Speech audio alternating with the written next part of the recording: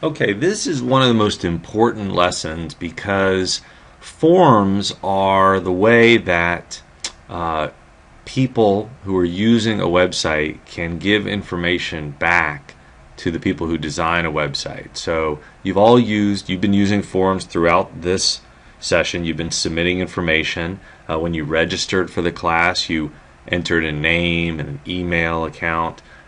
This is a great way for you as when you're developing a website to receive information from the user. And as we'll see in some of our later lessons when we start talking about JavaScript, you can use what the actual users can affect what's going on by selecting buttons and by entering information and by selecting from drop downs and all that sort of thing. Now we're going to do a very simple first form. And on this first form that we use, it's going to be kind of like a registration form. So you're going to put your name in, you're going to select from a drop-down menu, and then you're going to submit the form. So let's take a look at the key elements of this. Okay. So we're going to make sure that we have the startup code, right? For each website, we need to have our HTML start and our body code. And then we're going to create a form tag. And I'm going to put this in to start off with, and then we'll talk about what the attributes are. So the form sets out the beginning and the end of the form. And what we're going to do here then is we're going to put buttons and information in the middle of the form. So what we're going to do is we're going to collect a person's name, and we're going to collect a person's gender. And a person's gender is like whether they're a boy or a girl, right? So we're going to say name, break, and then gender, break. And so what we have to do here is we have to give the person a place to put their information. So we create an input tag, okay? And an input tag does not need an end tag, so we can just do a straight input tag. But then what we need to do is define what type of input we're going to be getting. So we're going to do an input type equals text. Okay? And if we do that, input type equals text, then we'll be able to receive information. All right? So if I click on this button, I should see form. So you can see that it gives me a place where I can put information. But we want to make that a little bit more descriptive because we're going to be sending this information to another page. So we need to tell it what is the name of this field. So another attribute that the input tag has is name. And in this case, we're going to call it first name. And for the most part, because you'll be working either with a processing form that somebody else has created or you'll be creating a processing form, you're going to be dictating what the name of the fields are. So in this situation, we're naming the field first name, and we can also, another attribute is we can specify how big or small we want it to be. Now you saw that this had a default size right here. What we want to do is we want to change that, and we want to say that the size is 50, and that's 50 pixels, so that's going to be a certain size. So if I click here, you'll see that that's bigger. Okay? So those are the attributes that we use there. Now what we're going to do is we're going to create another field, and it's going to be like a behind the scenes field, okay, where we specify, like let's say it's an ID or some sort of code that we want to send to the form that's the page that's processing this information, but we don't want the user to enter it. So we want this to be a hidden field. So I'm going to do input type equals hidden, and then we'll call this ID, and we'll say that the value of this field is going to be 35. All right? So it's type, name, and value. Now in this situation, you see that we didn't put a value because we want the person to be filling out the value themselves. But if we want to, we could create a default value, meaning that a value that shows up.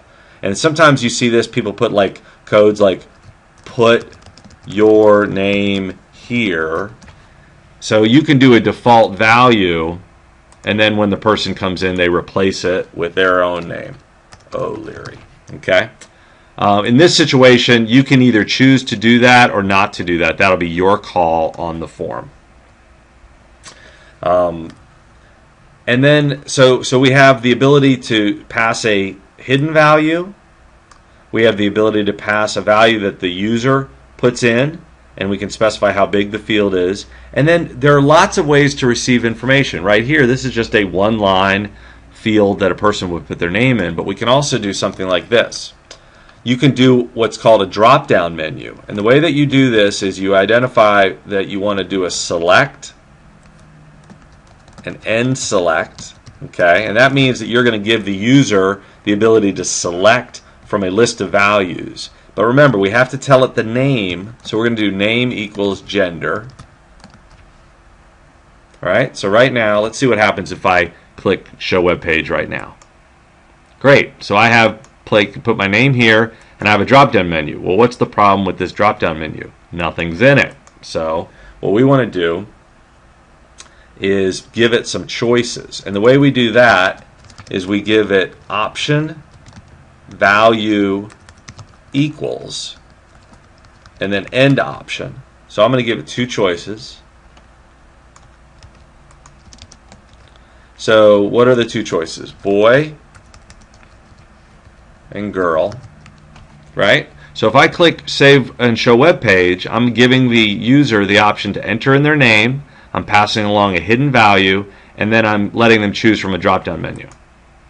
All right, great. So I can do a drop-down menu, but what's the problem? I didn't give them the computer knows what these choices are, but the user doesn't. So in addition, so all we do there is, this is obviously what the system sees. We want to put in an actual value here, boy and girl, and then that will show up for the user.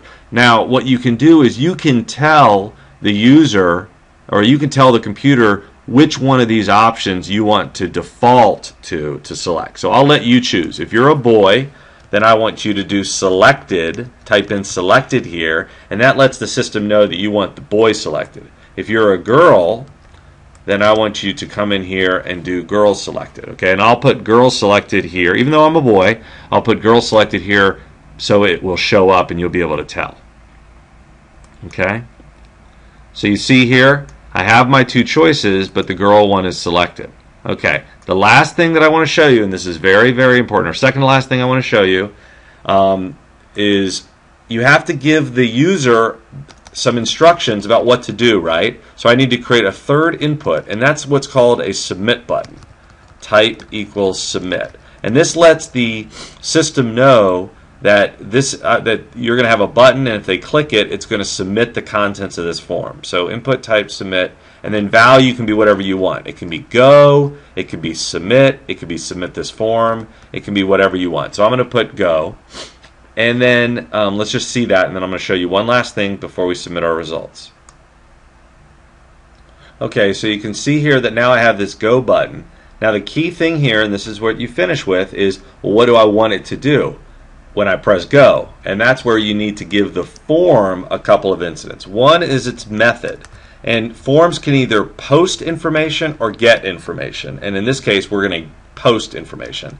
And then what action do you want it to take? And this is where you tell it what page you want it to post the information to. So we have a page, I've created a page called HTML form processing.cfm, and CFM is a language that I use to process this form. So this is very important. You need to enter this in exactly this way. You're going to have a method equals post, action equals this, and then when I click Save Work and Show Web Page, I type in Fraser and I type gender girl and I click go, and it sends the information to a results page, and this tells me, this is something that I created, that says yes, you entered the name, yes, you entered the ID, yes, you entered the gender. Now watch, if I take out this code here, let's say the hidden code, and I click Save Work and Show Web Page, and now I click Go, you see it says yes, there's a name, but you didn't provide this. So this is just a little help. You should get 3 green dots to let you know that this process is done. All right? And remember, you can always go through and click sample code and see everything and see the spelling of the processing code, etc. All right? So, good shape, and go complete this lesson. Tomorrow, we're going to add some additional items like radio buttons. That's where you can click and select between different items. Also, checkboxes where you can give the user multiple entries.